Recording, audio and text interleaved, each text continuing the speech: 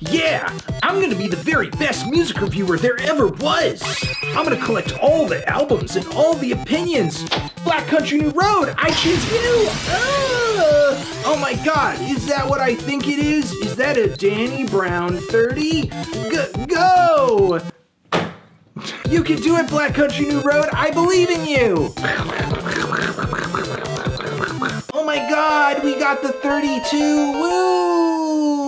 What is wrong with me? Okay, hey everyone, it's a Let's Argue video. I'm here to respond to your hot takes after I've taken them and received them from the internet, your unpopular opinions, your tough questions. We're responding to the best ones in this video. Let's do it! Anxiety by Doechii is actually a good song. Yes, it's overplayed, which therefore causes people to hate the song because of that, but rappers making their own song over an already existing beat is not a new thing, and I think Doechii nails it with the Somebody I Used to Know instrumental, really displaying the feelings of anxiety with the overwhelming chorus. People calling her a bad artist who have heard this song and nothing else is just unwarranted. She has worse songs. No, that is true. She actually does have worse songs, and she has far better songs. You cannot base your thoughts on this woman's talents and artistic abilities on this one single track, especially since, like, I think it's only seeing the light of day because she's gotten so popular off of much better songs that were released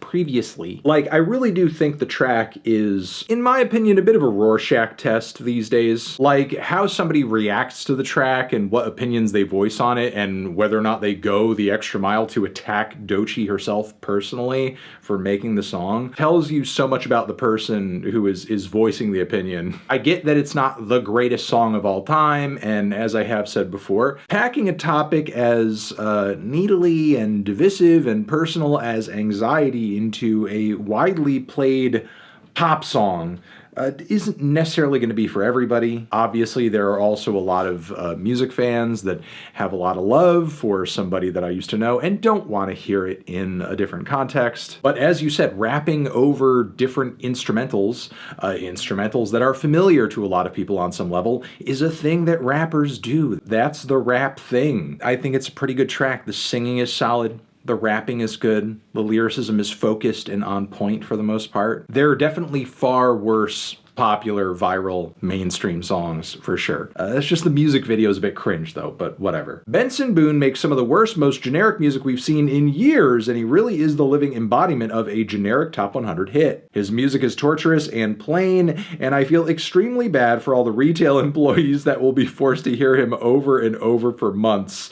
It has already started, so on and so forth. His music is nearly as soulless as something generated by AI, and he has no real artistic integrity. There is no way to be sure if he has AI write his songs, for sure, but if he doesn't, he certainly does write like one. Man, you're coming for the Boone! There's been a lot of people negatively comparing Benson Boone to bands like Imagine Dragons and stuff like that, like he's this generation's Imagine Dragons. And I don't think he's quite there, honestly. I don't think his music is obnoxious enough. If you want a point of comparison, I feel like he's this generation's Meghan Trainor. He just makes painfully boring, inoffensive, and uninspired pop that you could play in the morning on the Today Show and like the hosts and the audience would just be like vibing to it. And I feel like, again, every generation has that artist or that handful of artists whose music like fits into that context. And you know what, in that world, it for the most part, it's fine. But whenever you're experiencing or hearing that music outside of that context, you would just much rather be listening to something else. I don't even know if this is a hot take. You're just saying the truth.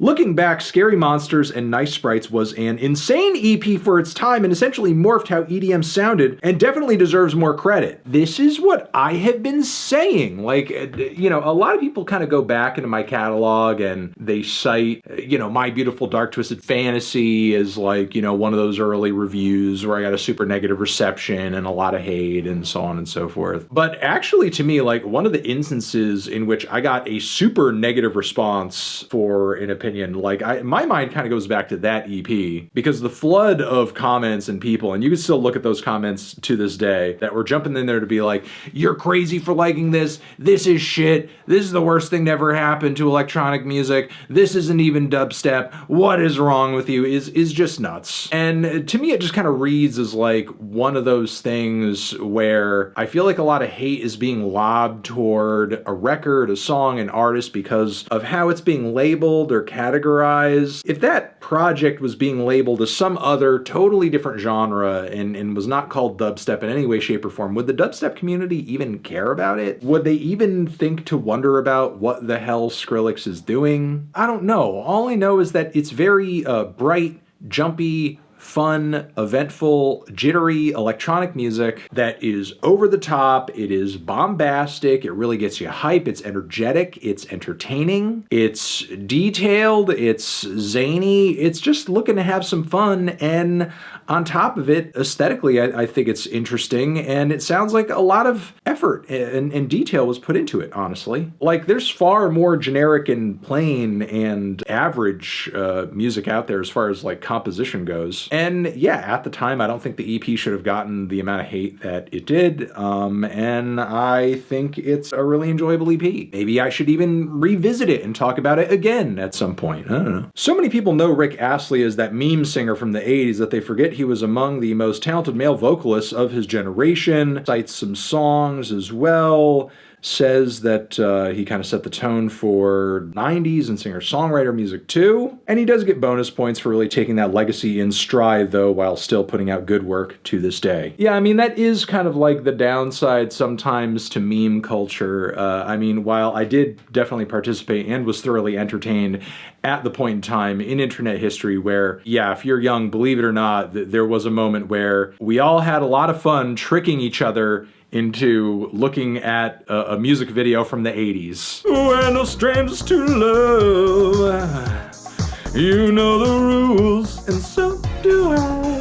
Like, it is a jammer. But yeah, while the memes and the links and the jokes and all of that can be fun, sometimes whatever cultural thing or person or component is attached to that joke, after all is said and done, the association with that joke, with that moment in time, with that viral boost, doesn't necessarily go away and people just remember it for that thing. Now, I mean, I would argue that Rick Astley, while he doesn't have other great songs that people should be appreciating, his album catalog is not as impressive as a lot of his pop and songwriter competitors in the 80s, for sure. But like, with that said, still great singer. So much so that, you know, there was a lot of skepticism around the time when he was popular and after about whether or not, like, man, is that really the dude's voice? Because keep in mind, late 80s, early 90s, this was like the era where Milli Vanilli got found out, and, you know, there was a lot of people wondering, like, oh, is the singer that I'm listening to, that I'm a fan of, actually the person that I'm hearing? But no, Ricky is, in fact, the real deal, and yes, you know, one of the best male singers of the 80s, for sure. If Jid doesn't take Kendrick's crown, no one will. I don't know if that's true. I mean, look, I think the world of Jid. I think he's an amazing rapper, fantastic artist, ultra talented. But I feel like at this point, with the way people perceive Kendrick's success and prominence in hip-hop, you'd have to be talking about an artist who's not only taking him lyrically, but taking him commercially.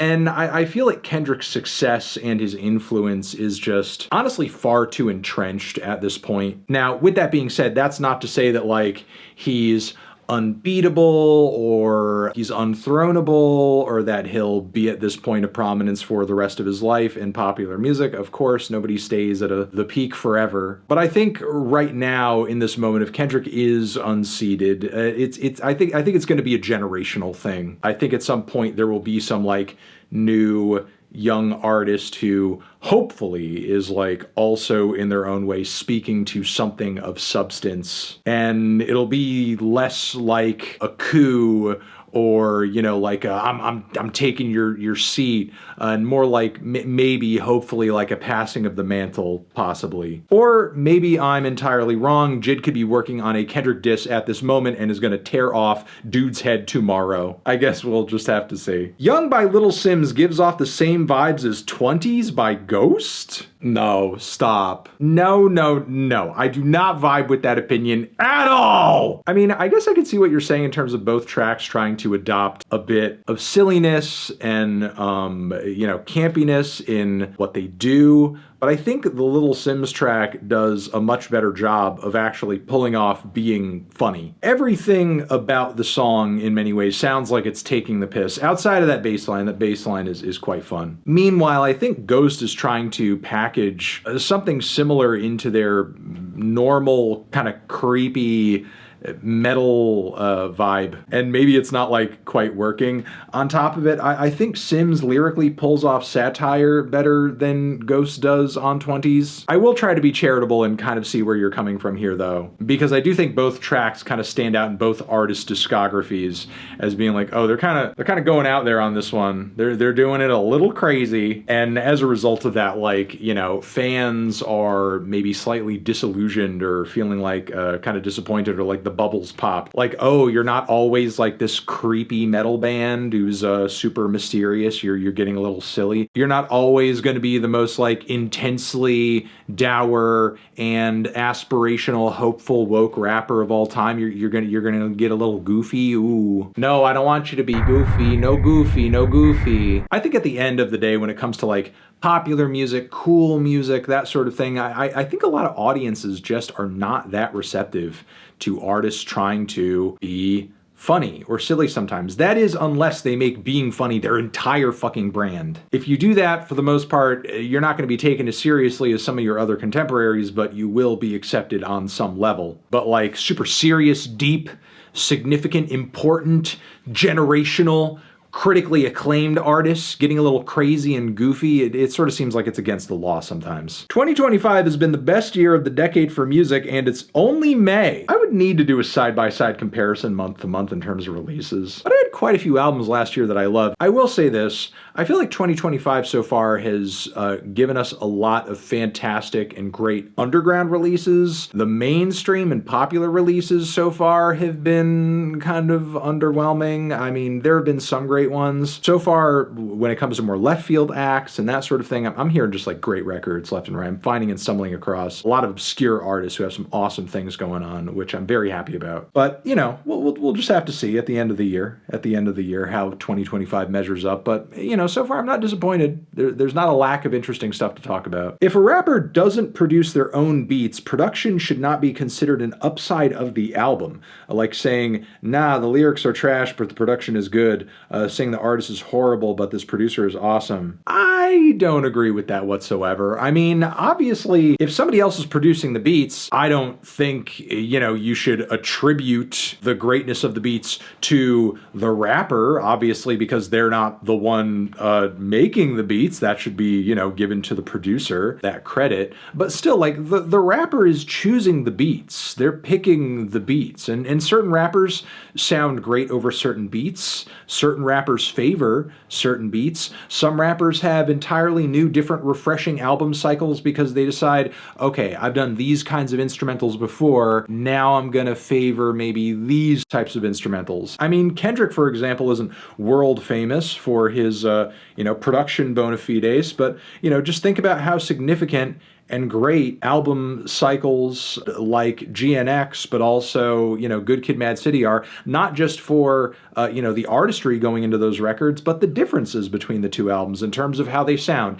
And what is dictating the ways in which both of those albums sound, for the most part, it's the production. It's the production choices. By all means, if the production is great on a record, but the rapper isn't, doing the production, I mean, go out of your way to look up who the producer is and give flowers to that producer, shout that producer out. But like, that doesn't mean an album in a review or a whatever shouldn't be praised because the rapper is the one doing the beats. Praise the beats. Give the album credit for having great beats. The National deserved to be more mainstream. I feel like as far as like a mainstream indie crossover, that sort of thing, with some pretty big press and attention on what they do, like the National is there, or at least was there for a time. Like, they had their moment for sure. Like, there was a point where the National was like that go-to rock band for not only indie heads, but like NPR listeners. Like, I'm sorry, am I the only one who remembers all the positive Pitchfork reviews and all the glowing coverage of the band's work in the early and mid 2010s. How so many listeners were constantly talking about like what a classic boxer is, for example. And look, as generally unimpressed with a lot of that stuff there were even some moments here and there where I thought like, okay, the band kind of killed it on this one. Like Sleep Well Beast, I think is a very good record. Also, isn't Aaron Dessner like one of Taylor Swift's go-to dudes for production? I feel like the band is in a pretty decent spot as far as like their popularity, their exposure. If they deserve to be more mainstream, like for what reason? I mean, while I think the band's music is agreeable and it's fine and it's listenable much of the time, it's not like they write super big pop hits. In fact, like I'm surprised at how well the band's music typically scales, considering how super low key and breezy much of it is. I don't know, maybe you disagree. I feel like all I've done here is expose myself for like not really being much of a National fan. Queen as a singles band is an objectively wrong opinion. News of the World alone has enough memorable deep cuts to counter that take. Also Night at the Opera, also freaking Sheer Heart Attack. That is untrue. Queen is not a singles band.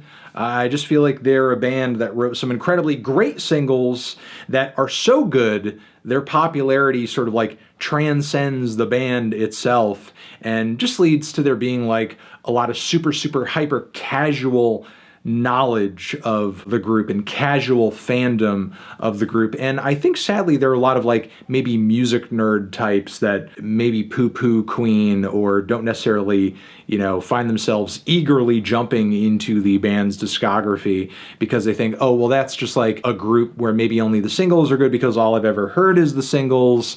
And it just sort of seems like a band that only normies are into. So like, why would I sort of dive that deep into their stuff? When in fact, Queen was a great pioneering force in popular music in the 80s, and they deserve their respect. Albums that you could smell would be horrible. Yeah, there's a lot of albums that I don't think I would want to smell. I would want to hear, but I wouldn't want to smell. Like Pig Destroyer's Terrorizer, for example. I wouldn't want to smell that. I don't want to smell that at all. I don't want to smell whatever that smells like. Plantasia or any number of ambient albums. I feel like smells are very ambient in a way, depending on the smell, like a piece of ambient music can be. I feel like I'd want to smell ambient music if I could smell any music at all. I suppose one other counterpoint to what you're saying here is that there's one album I think does have a smell, and that's Kid Rock's Devil Without a Cause, because that shit smells like light beer and old cigarettes. Morgan Wallen has become a country cliche who sounds like AI. I mean, I'll echo this, but also say I'm kind of disappointed with the direction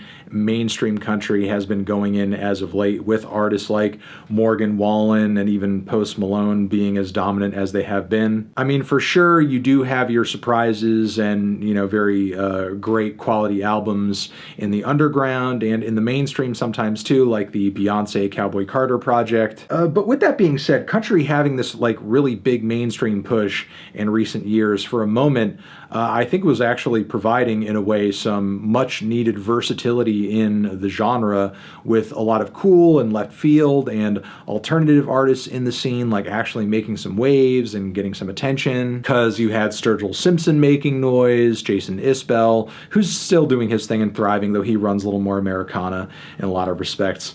Zach Bryan, unfortunately, was pretty much a bust. Yeah, for a moment it seemed like we were drifting away from the horrible pop fusions and the snap beats and just like the bro country blandness. And now that's just like being replaced with just another wave, a different wave of blandness that guys like Wallen are helping to reinforce. What are we doing? What are we freaking doing? It's so boring, it's so formulaic, and it feels like we've started back at like square one in a way. And again, that's not to say that there aren't interesting things going on in country music, broadly speaking, right now. For sure there are. All I'm saying is that it seemed like in the mainstream, for a moment there, it felt like we were having like a moment where the clouds were finally parting and some sunshine was breaking through, and we were like, oh man, the industry might actually like change up a little bit and like go back to its roots. When in fact, no, doesn't seem like we're going there. Doesn't seem like that's the thing that's happening.